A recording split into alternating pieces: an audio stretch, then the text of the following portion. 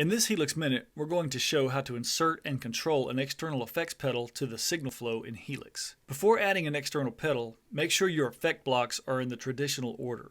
Most players place filters, dynamics, and drives early in the signal flow, modulation effects next, then time-based effects at the end.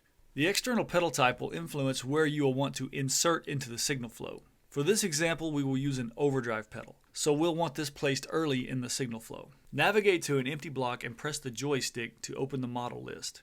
Scroll down to the Send Return category. Press the joystick and choose Mono.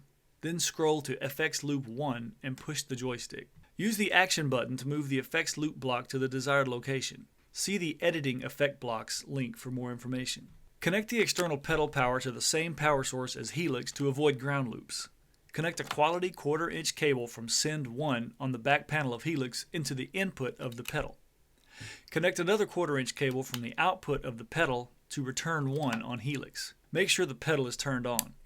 Now let's assign this block to a foot switch on Helix. This is done the same way you would add any other block to a foot switch and can be customized. See the Assigning Blocks to Foot Switches video for more details. Make sure to always save your work. And there you have it. It's simple and easy to add external pedals to your existing signal flow in Helix. If this video was helpful, please subscribe to the Line 6 YouTube channels, and we'll see you in the next video. Thanks for watching.